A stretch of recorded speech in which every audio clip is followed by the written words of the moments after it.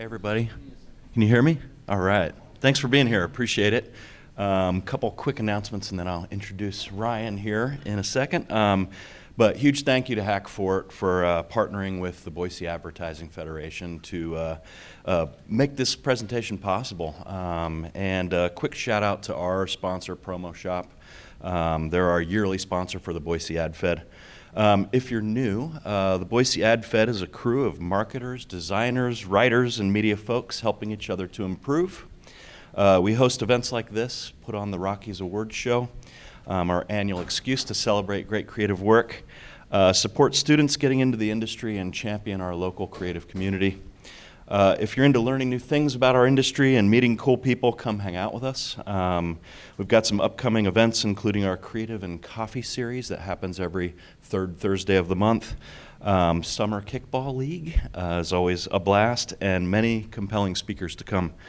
All right, on to the real reason why we're here today. Ryan Donahue has worked professionally in the graphic design industry for over 30 years. He's worked for several Boise advertising and marketing firms, had a tenure at a Portland-based agency, and is also a clinical assistant professor of graphic design at Boise State University. Currently, in addition to teaching, Ryan runs Bleep, a micro studio focused on interactive and immersive design.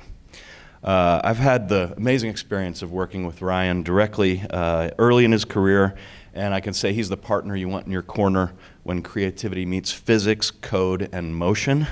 Ryan's always up for a challenge and is a figured-out kind of person, which is what he's going to talk about today. I'm told he also makes pretty good tacos, so there's that. Ryan's talk, The Journey is the Destination, How I Faked It Till I Made Some Stuff I'm Proud Of, is bound to entertain, motivate, and inspire. Please help me welcome the one and only Ryan Donahue. Thank you, Paul. All right, well, welcome to Hackfort, everyone. It's good to see you all. As Paul said, I'm Ryan. It's a presentation of some stuff I did by me. So I'm going to take you way back to the mid-'70s, bicentennial era. I was born in North Dakota. If you've seen the movie Fargo, it's just like that. So this is kind of what, like, my youth, this is what I think about, just endless landscapes of snow, just nothing to see. But there was also this really interesting kind of like stark beauty. In North Dakota there are no trees. If anyone knows the geology, it was like a glacier flattened the entire central part of the continent. So there's no native trees really, but there would be all these sort of wind belts, I think they were called, planted over the ages for agriculture to sort of stop the wind from just eroding all of the crops. But in the wintertime, there would be these just really like beautiful silhouettes. I remember my dad would paint stuff like this. And so I think these sort of foundational memories for me just really, I don't know, it's deep inside my DNA and my brain. And I think this sort of like void of stuff to look at made me just really crave like visual stimulus, and lots of things going on a screen is kind of where I've ended up in my career. So this is me in 8th grade. It's my cousin Brooke on the left. That is someone named Tim Donahue, who I'm not related to, on the right. Funny story about Tim, I was called into the principal's office, like 8th grade, sits me down, and he's like, all right, where's the guitar? Where's the guitar? What'd you do with it? And I'm like, what? He's like, Tim, tell me where the guitar is. I'm like, I'm not Tim. And he kept going. He's like, just tell me, we just need it back. And I'm like, finally, after like 10 minutes, the principal yells out, he's like, who'd you bring me in here? And they're like, that's Ryan Donahue. And he's like, oh, get out. I was like, okay, thanks. So 20 years later, I didn't even know Tim really in school, but I ran into him at the reunion. And I'm like, Tim, I got to ask you about this guitar. And he's like, it was just a misunderstanding. And fun fact about Tim, though, he rides from Minneapolis to Fargo on his bike every 10 years for this reunion. He's an interesting fellow. Anyway, the whole point there is around this time in my life, I was taking a lot of art classes in school, and the Nintendo entered my life, really just changed my world. Because if you think about that sort of void of stimulus and things to do in the dead winter of North Dakota, Nintendo is suddenly something where you're like, wow, I feel alive again. And so somehow I sort of got connected with the local video store, and they needed like some marketing stuff. And this is long before like large format printers and things. And in like 8th grade art, I had learned that technique where you draw a grid and you draw a grid over like your source art, and then you take a much larger grid and you kind of just copy it, square by square. So I made a poster for Super Mario Brothers 2 that hung in the front wall or the front, glassed area of this video store, and kind of wished I didn't even have enough money to like buy a Nintendo game back then. We had to rent them, but if I had, this thing really went up in value, $1,400 or $1,350. But I was so proud of this. I was so proud seeing my work. Like every day we'd drive by, and I'm like, "There's the poster I made." And if I recall, I think I got a grand total of $15 whole, which in like 1989, that was a lot of money. But over the course of a few weeks or months, it just slowly started to fade because I had colored it in with like Crayola magic markers. And by the springtime, it was essentially just like you couldn't see anything. It was just a white piece of paper again. So fast forward a couple more years, I get into high school. This is me in, I think, junior year. So this is what a career in graphic design will do to you. Anyone who's starting out, just remember to tread lightly there. So at this point, though, I was in high school, and there was a course being advertised. They'd put up flyers in the hall, and it was like, sign up for this course. And it was video graphics. And I still remember it was like a cube and a sphere and like a pyramid, all in like 3D. And I think it was like a video toaster class, if anyone knows what that stuff is. And I was like, I got to take that. I'm so excited about, doing video graphics. I love just things I was seeing in arcades and that sort of artwork. And signed up. The next semester rolls around, and they're like, sorry, course canceled. Only 3 people signed up. We're not going to run it. And I was like, well, awesome. There goes my future. But we'll get back to that. It comes back around is one of my points today. So let's see. At the same time, my mom's trying to advise me, and she says, take journalism. You like to write. You're a good writer.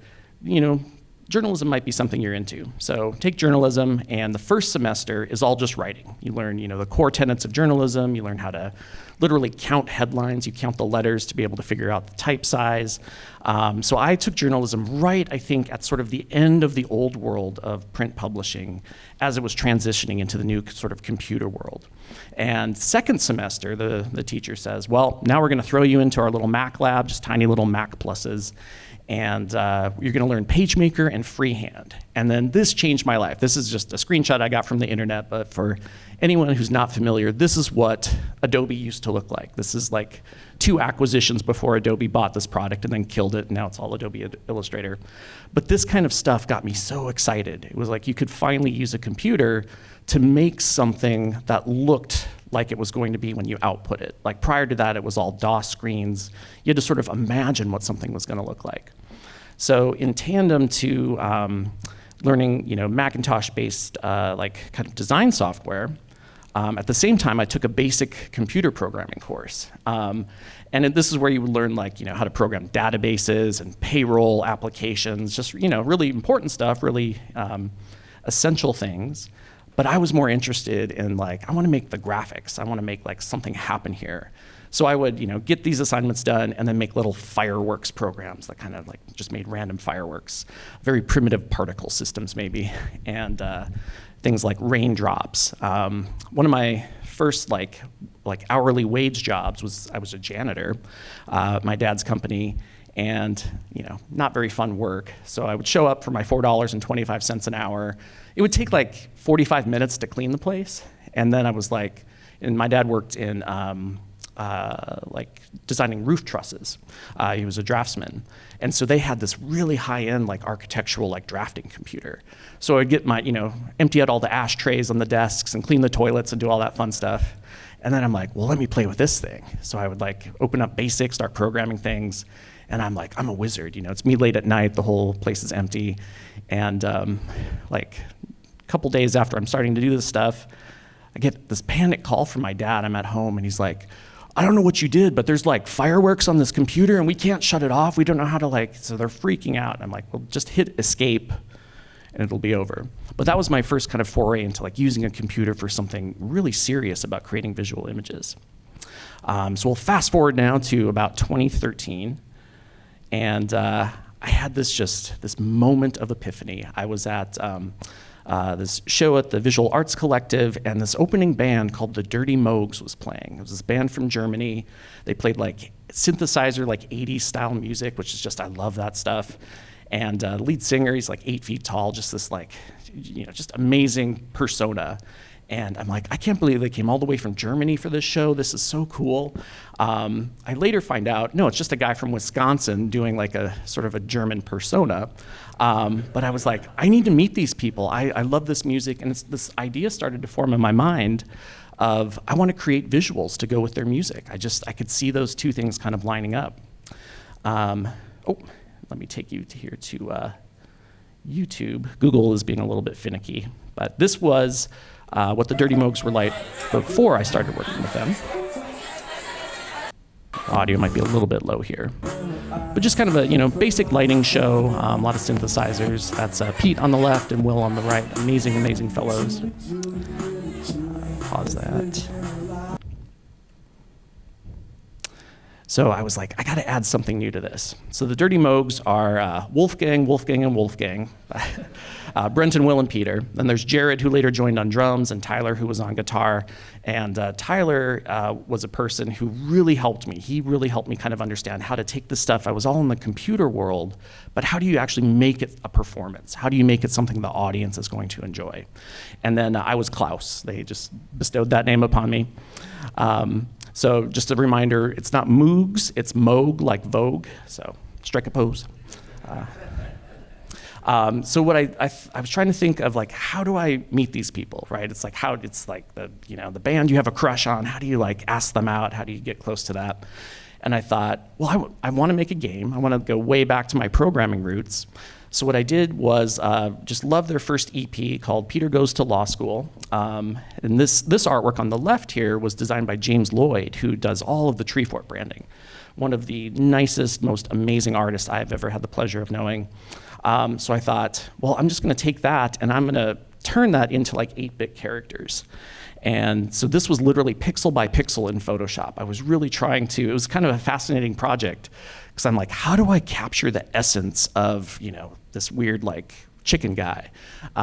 So this took a long time, just going pixel by pixel, trying to figure out what like was the essential thing.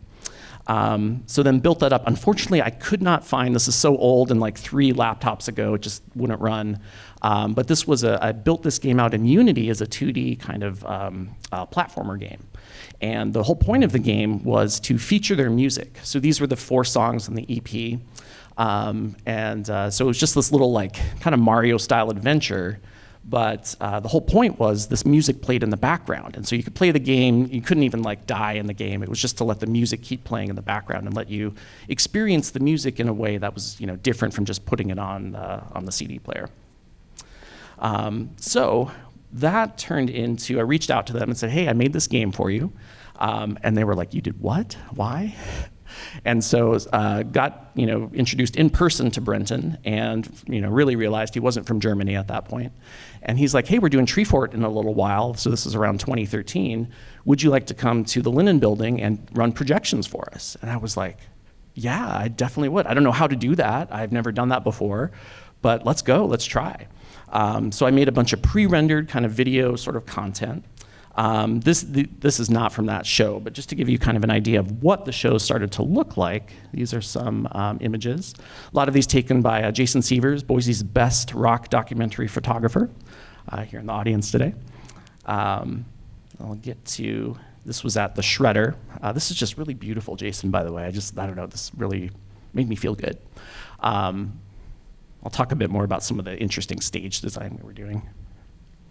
So this is sort of just a compilation video of lots of different types of stuff I was making for them at the time.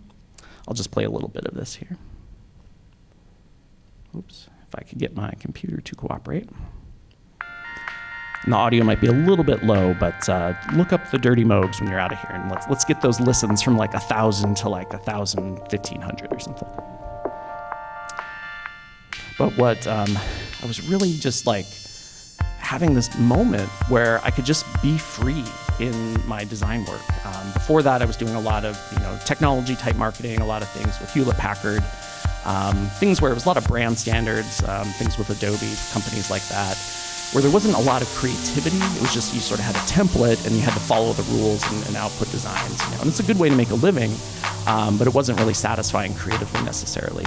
So what I started to do was just really lean into like all these weird sort of 80s nostalgia things that I loved. In the winters, you would just have to sit inside and watch HBO all day. So you're just watching all these war games, things like that. A lot of this stuff is just directly ripped off from movies that I love. Airwolf, they have a song called Airwolf. And then this is an edit of a performance. Dirty Moog's Live from Space. So you're gonna see a Stormtrooper pilot helmet. That's me. I still remember coming in, we were outside in the freezing cold, and you came in and just everything fogged up instantly. So you're like trying to walk through the venue like this. But they were really great about these concepts of like, let's be, astronauts, let's be karate fighters with headbands, all sorts of things. And this gives you a better idea of what the performances were like. So I've kind of montaged, some videos on top of things. But the general kind of vibe of the performance was we had these transparent screens that it was like tulle fabric mesh, which I learned is usually for like bridal veils or like dish scrunchies or all sorts of, DIY projects. So at this time, my mom and I were going to Joann Fabrics to buy all the tulle mesh that they had. And we'd essentially stretch it, across the stage like a tennis net. And then the projections, the effect was kind of a hologram. So you would sort of see the projections kind of floating in the air. And we tried to get really ambitious. We were like, well, what if we did 2 screens? So we put up 2 screens. And then one time we were like, let's go for 3. And that was chaos. We just couldn't make that work. The stage was just kind of a fire hazard, honestly. So, but all along I was just making these graphics in the background. I was just like, I was so obsessed with, I was trying to learn 3D development at that time. Really trying to get better at motion graphics. And it was just a chance I would want to try something, and they were so supportive. They were like, yeah, go for it. This kind of vortex spinning thing was one of my favorite things. It's just a loop kind of going around. So not the best video editing of my life here, putting this together. It was all iPhone recordings at the time. So then I also, let's see if I can get this to play, decided let's try to make a music video for them. So does anyone remember Grinkers? That was around a while ago, just the best arcade the world's ever seen, and then it just vanished with COVID. But I went into Grinkers kind of off hours, took my son Max, and he was the star here. And what we did is just sort of set up this plot where the song is called, what is the song? Computer Lover. And, or no, Space Girlfriend, I'm so sorry. And sort of set up this idea that he's going to play the game.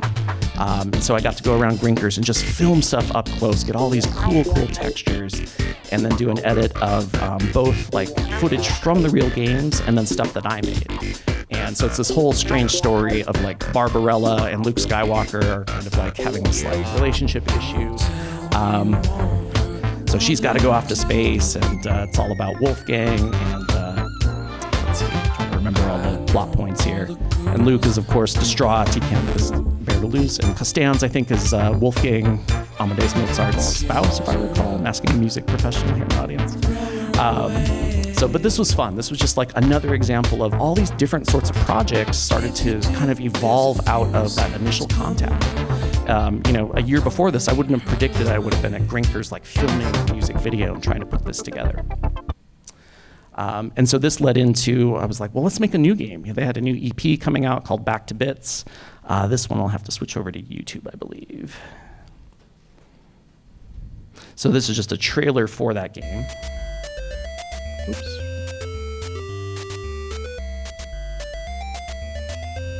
Try to get that full screen. There we go. So this was another platformer, but at this point my skills with game design had gotten a little bit better. I want to give a shout out to my friend Michael Wilson. Actually developed this engine. So he built this platformer engine, and I was able to just essentially put new graphics on top of that. But this is where you've got little Devo hats, kind of emulating some Mega Man characters. So again, I'm just stealing stuff, but trying to kind of make it my own. Ice levels, fire levels. There's a level where you're in beer. There was it kind of a party vibe. But again, it was just an idea of kind of coming from the marketing stuff I was doing. How do we promote this? How do we make this? And I'm really proud of this. That was a whole giant Moog synthesizer that I built in Pixels. But it was promotion for both Treefort and then for their EP. And we were just trying to make interesting ways to sort of get their message out. And what we did at that time as well, I'll get back to my prezo here. we put this game as a little executable on thumb drives, and then that was the merch. So we got the thumb drives for like $2 and sold them for $5, and it was like, yeah, capitalism, let's do this. And so this kept evolving, and then their next album called And Now for Something Completely the Same.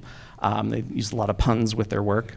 I was going through kind of a difficult time in my life, and just my head hurt all the time. And they needed this, and it was one of those collisions of like, they needed this stuff to get the album printed.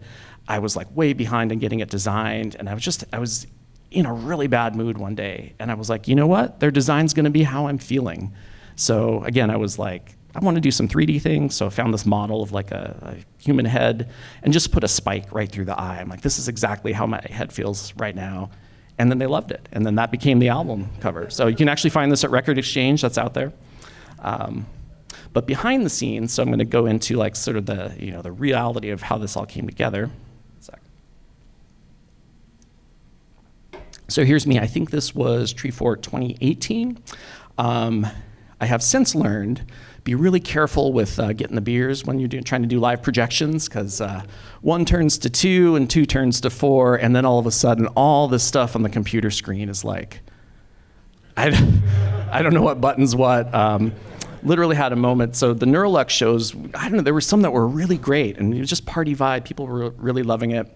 And then a couple months later, I just had one where I just wasn't all the way there mentally. I was trying to do the show, and someone came up to the booth, and they're like, something's wrong. Usually these shows are way better. There's something going on. And I was like, tell me about it, I know. So here's, it's a little bit dark, but that's Tyler there. That's me in the booth. I like this image as sort of like a weird lost like OMD album or something. But these moments were so much fun for me where I could like be up in the booth, we got the projector running, and just to like kind of keep the visuals going in time with the music was a really, really satisfying experience. But a lot of stuff went wrong along the way. So first thing, the really big first show I ever did for them, they wanted to use stereoscopic 3D images. So in that earlier montage, you might have noticed some of the red and blue kind of effects. So those old like 1950s red, blue 3D glasses. They wanted to do that, so they ordered, off the internet. You can just buy those things. So they got like a case of them, and so I start doing my research. I'm like, okay, it's not as simple as just having a red frame and a blue frame. You have to really like figure this out. So I'm learning how to like do this in 3D and position the camera and like get all the angles right. I'm wearing my glasses, looking at my computer, and it's working. I'm like, I'm so excited. I figured it out. I could like, I'm gonna take this on the road. This is gonna be my new career. So we get to the venue and the Neurolux, and if anyone's been there, it's kind of a rough club, but a lot of legendary things happen there. Plug in my computer to the projector, and it's like pink and blue and like not the right colors at all. And I'm realizing in the moment there's something wrong with the cable, because I was like, my computer's fine, and like other, I was able to tell like the projector wasn't necessarily broken, but there was like something in the pins of the cable where like the RGB data just was like busted. And so I'm trying to figure it out. Showtime's approaching. Brenton's like pacing back and forth, and he's a really big person, so he can be intimidating when he's a little bit stressed. So I'm up in the booth, and I'm like, I'm trying to make it work. I don't know what's going on. And just literal like anxiety attack moment. And so I'm like, what do I do here? What would Luke Skywalker do? Let's just use the Force. Let's really try to take my mind out of what's gonna go wrong and all the terrible things that might happen. And let's just like be where my feet are. This was kind of a lot of this struggle really helped me kind of adapt to some of the anxious moments. And so I'm looking, I'm up in the booth and I'm looking across the floor of the Neurolux, and I'm realizing it's like 10:30 at night. Everyone's drunk, everyone's dancing, everyone's just here to have a good time. They actually don't care if the 3D glasses work. Like they all are wearing them, taking pictures, and it's just fun. And with stage lights, those glasses just make it look cool anyway.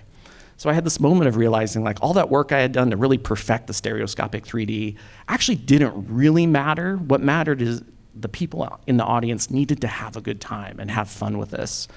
So I was just like, let's just roll with it, let's go. So we did the whole show. It was kind of pink and purple and blue. People are like, looking through their glasses, thinking they're seeing 3D effects. They're really not. And I was like, okay, well, that worked. And as a result of that, I was like, well, let's lean into the difficulty. I think it was the famous Michael Caine that said this, lean into the difficulty. And I was like, well, that's their brand colors now. Everything's gonna be pink and blue. That's like the whole thing. But then after that, we had several other misadventures. So I got to go on tour with the band, meaning we drove up to Moscow once, we drove out to the Oregon coast once, but all sorts of things happened that were just like, you couldn't predict, right? So we drove up to Moscow, I think this might have been 2014, and Treefort had sort of organized like a show to get students up there excited at the University of Idaho. And so we drove 300 miles, get up there, and it's like in the gymnasium. This is my alma mater. Sorry, BSU folks. And I'm like, well, this is great, but can we turn down the lights a little bit? Because you can't see the projections. And it's a huge gymnasium, and there's about 30 people there. So it's just like the most awkward, like not cool show vibe at all. And the facilities folks are like, well, no, this is a public gymnasium. These floodlights have to stay on. That's like a regulation. Like we can't shut those off at all, ever. They're always on. And so you couldn't see the projections. And so I remember standing at the way back, and we brought the screens. Those are all up on stage. And it basically just looked like we hung up a tennis net in front of the band for no reason. And so, but it was another example of it. I'm like, well, I don't know what I'm learning from this, but also just to never make an assumption that it's gonna go right. Another one in Hood River where we played at a hotel bar. It was a really weird vibe. And it was just like a bunch of, not the demographic that this band really would attract usually. We just happened to be in the hotel lounge, and I forget what game it was, like Seahawks or something, but everyone was there for the game. And they're kind of like, why is this weird band playing in the background? Can we just shut off the band and focus on the TV? On that same tour, Astoria, Oregon, home of the Goonies, for anyone that is familiar with that. But they played a beer festival, and just pouring rain, just like inundation, just like biblical levels of rain. And so we're standing under this tarp. There's no way to stay dry. And I'm back here with the computer kind of doing my thing, and I'm looking at the cables running across the ground, literally through puddles. I don't know anything about electricity or electrical work. All I know is like they shouldn't probably combine those things with water. And that was another case of like, this is happening. I guess we'll just see what happens. It was fine. Everything stayed kosher. And then La Grande, Oregon, I still remember this. It was for, I think, an event at Eastern Oregon University. And this was one, I never did this again, but it's something I'd like to get back to. But I actually built like a 3D sort of Death Star trench flying game, if anyone's familiar with Star Wars. It was just a loop where this camera would kind of fly through this trench over and over. But I programmed in all these kind of like flashing lights and explosions and things, and actually took a video game controller, and while they were playing, I would sort of like mash the buttons in time to the music, kind of cueing these lights. But the whole effect was, there's a TV about a quarter of this size behind me, and we were just plugged into that. And that was the whole show. It was just me playing this weird game while they were playing the music. And then right after that, some rednecks came up to us and threatened to beat us up out in the street. So that was an interesting moment there. But what did I learn from all of this? So number one, it's all gonna be fine. I'm standing here, at the moment, it didn't feel fine, but with time, everything becomes fine, usually. Number two is to use the Force. I'm a big Star Wars person, obviously. And to me, that means sometimes I can be so in my like analytical mind, my brain is just wanting to figure it out. My brain is anticipating all the things that can go wrong. And using the Force means just like taking a deep breath, letting go of the controls, and just being really observant about what is happening right now. What is this moment actually telling me? And number three, that every moment of terror, it's like a bridge to new adventures. Every one of these things led to something else in some small way. So embrace that, embrace those difficult moments. So what happens next? This is where I started to branch off. So around COVID, public performance kind of died out. People had kids, all sorts of things were happening. So, as happens, there's many, I think, pop songs about bands breaking up. I'm thinking of Bryan Adams possibly, where things, kind of drift apart. And so the band didn't perform as much, but at this time, coincidentally, I was still continuing on doing projections and, did an event in Garden City, one of their Friday, December art walks. So freezing cold December, I'm in just like the darkness of Garden City, projecting on the side of a building. And this woman approaches me and says, hey, have you ever seen the Luminary Gallery at Boise State? It's in the Center for Visual Arts. I'm like, I should have. I actually teach in that building as an adjunct professor, but I've never gone into this gallery. And she's like, well, come talk with me. Let's look at this. So the Luminary Gallery is this full room of touchscreen walls. It's like this kind of, I don't know, just 3D simulated environment. It's really amazing. And she was like, would you like to do a project for this? And I'm like, yeah, actually, I have kind of a concept I've been thinking about. It's something where it's like positive affirmations. I want basically to have the wall full of messages that we should really hear more often, but no one, really takes the time to tell people this when it matters most. So what I set off to do was like figure out how to work in this space. I had no clue, like there's nothing like this anywhere. And so what I had to do was like take it step by step. And this was a case where I was really starting to try to evolve my sort of just like jump in and make a mess and figure it out approach to being more methodical, to saying, okay, let's take baby steps. First thing is I have to figure out how to map touches on this wall. I have to make it so you touch the wall and something will appear right where your finger has been placed. Here's a picture of me. Definitely probably haven't slept in this one, but evolving what that last screen was to a little bit further of an image there. And then this was kind of the final result. This is how stuff looked. And this was huge particle system, just throwing out as many messages as I could to people. Let's see if this will play here. There we go. So the effect was it kind of floated around and playing some just nice ambient music in the background. And my thought was people can come in here. Maybe some people just need to hear these things and they don't realize that they need to read this. And I thought, good social media promotion as well. It's great for like backgrounds and selfies and things. Here's a little demo of how it actually worked. This was still a little bit COVID times, but also I got really sick right as this thing launched. So the day it launched, I woke up and I was like, I can't even breathe. Still stuck it out though. And then this was my favorite part. I don't know if we'll be able to hear the audio, but some parents I think some grandparents brought in their little kids, and you hear right there, they just go, wow. And that was one of the most impressive moments for me, just like bring joy to this little person's heart. And I was like, that's why I want to do this. I want people to be able to like actually feel something from the work I'm doing.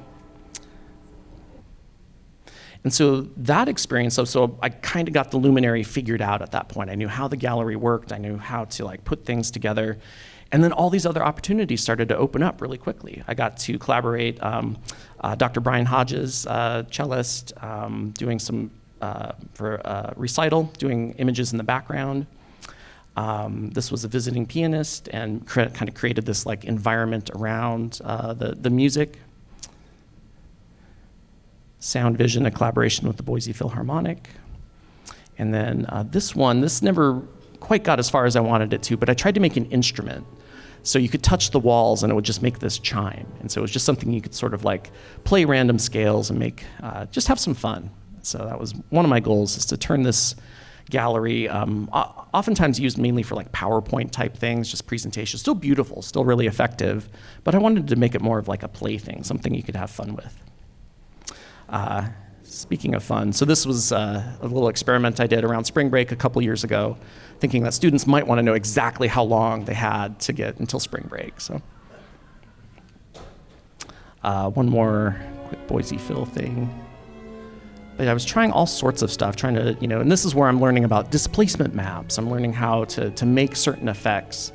Learning how GPUs work. That was something I didn't totally understand. You think the Luminary is this massive, like infinite computer that can do anything, but it has hardware limitations like any computer.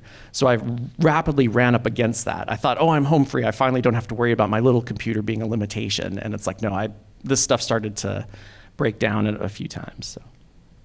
And this was one of my favorites. This was a Shostakovich piece. But I don't know, just the piece is just about warfare and the brutality of war, but a little bit about the hope that can sometimes be on the other side of that. And so visually I thought, let's make it like grinding gears, like literally like the gears of war grinding people up, but let's put floral textures on that. So what comes next for me? A little bit of shameless self-promotion is going to happen here. So I'm currently working with Opera Idaho on their production of Thais that is happening tonight. Sorry, Timothy Chalamet, but I think opera is not totally dead. I personally love Timothy, by the way. I think he's going to come around. Part of me thinks he has some secret, like he's working on an opera, and I think he's got some like devious marketing going on. But this project came out of nowhere. I shouldn't say that. This project evolved out of unlikely circumstances. So I got an email from a colleague in the music department saying, hey, you helped a student like 2 years ago do video projections. Opera Idaho's looking for someone to do that. Would you be interested? And I said, well, no, I've got this Hack For It talk coming up. I'm really busy with some like other work things. I don't have time, but I threw out a few other names. And I said, if you can't find anyone, we'll talk. I'll see if I could maybe do something. And I'm thinking, well, I'll make like an After Effects file. I'll make some motion graphics. I'll render this, and I'll email it. And that's it, and I'm done. That was not the case. So this here, let's see. This is an example of what I'm building for the opera. So this is an application called Touch Designer that is really great. It's what I use for the Luminary. But it allows me to make these kind of dynamic environments, and then I can build controls that I can pull things up and down in a customized way. So I'm actually running these during the performance of the opera tonight. And I'm freaking out about this. It's high stakes stuff. I think we're ready. I mean, they're so professional. They're the most supportive, wonderful people to work with. But it has led to all of these other incredible experiences I couldn't have predicted. So I've been sitting in on the opera rehearsals for the last few weeks. There's a giant python named Neil. Neil's my buddy now. But Neil was in one of the rehearsals, and I'm like, this is my chance. I've never held a snake. I've got to get a picture with Neil here. But I love this line of work. This career it opens up so many things, and you just can't predict it. It just happens. So here's me in the projection booth of the Egyptian a few days ago. I've got like the headset. I've never done any kind of live theater before. You know, I'm always like, copy, Red 5, go, and all sorts of Star Wars stuff. But this is me looking a little panicked here. Some other just environmental things in the Egyptian projection booth, some really old hazardous stuff lurks up there. But this is my kind of vantage point. I sit up there and I see the stage production. They built this wonderful like set piece. Maybe I shouldn't actually be showing this. It's kind of a surprise. No, they've already done a public dress rehearsal, so it's out there. But my task is to create projections that light this up. So I'll show a few examples of that. Another vantage point, I wanted to point this out that I've got my stress snacks of Cheez-Its down there, so I'm running this and I'm just like, and here is a video of how it looks. These are just from my iPhone, so these are not great quality. But what I'm doing is putting, apple blossoms and apples on the tree, and then they sort of move in time to the sort of emotion of the scene. And this is the one I'm most proud of. So I got to make some fire particles. So at one point, this tree just burns up. And in the theater, it looks kind of amazing, I have to say. And I put this together, on my little computer, but I had this moment of sort of thinking of that continuum of this started like with that Mario poster. This like was stuff I never dreamed I would actually be doing this in a live performance this week. It just wasn't on my radar. It was stuff I want to do. Little anecdote, several years ago, I went to a Phil Collins concert in Las Vegas, which was one of the best experiences of my whole life. But the visuals were terrible. I was like, this isn't capturing the magnitude of this performance. And I started to think, I would like to do that. I wish they would hire me. How do I get closer to that? And now that I've been through this opera experience, I'm realizing like, that was like a fantasy. There was no way, like from here, where I was to that level is so far. But now I have more context of, I see those steps now. I'm like, you definitely have to know how to like wear the headset and like listen to the stage manager commands. So I can sort of see a path opening up. I don't know if it will ever open up. Definitely probably not for Phil, but maybe some other performance. But that's kind of where I would like to go. I would like to take this sort of work to that live performance level in a context where people are just getting great joy from that music. So tonight, this is happening. Also Sunday, I think at 3 o'clock. It's a little shameless self-promotion. It's a great opera, though. I mean, I am totally just in awe of these humans. They are doing things that are just supernatural. So in closing, hopefully I might be way over time at this point.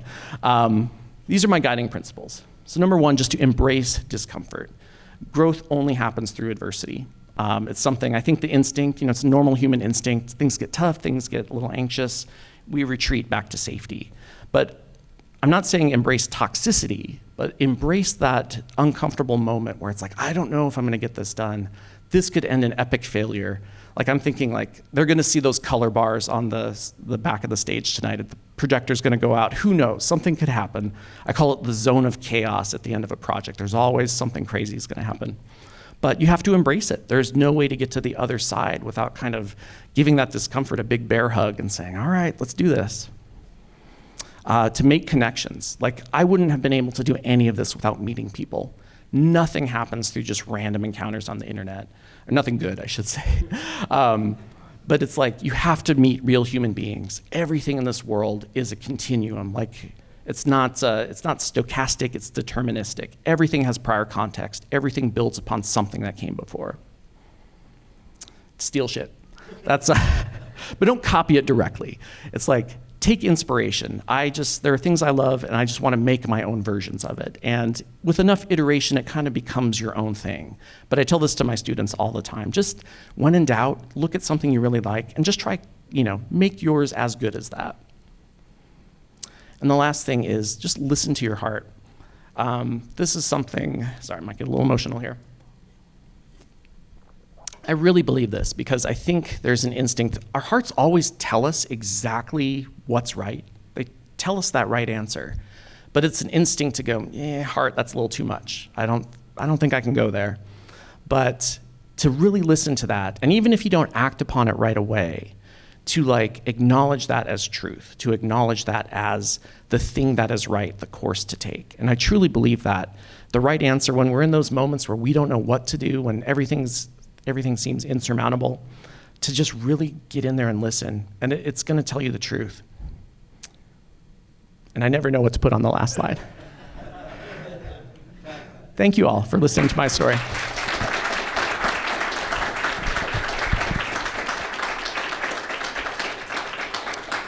Right at time. I did that well. I might have a few moments for questions, if that's all right. Or yes?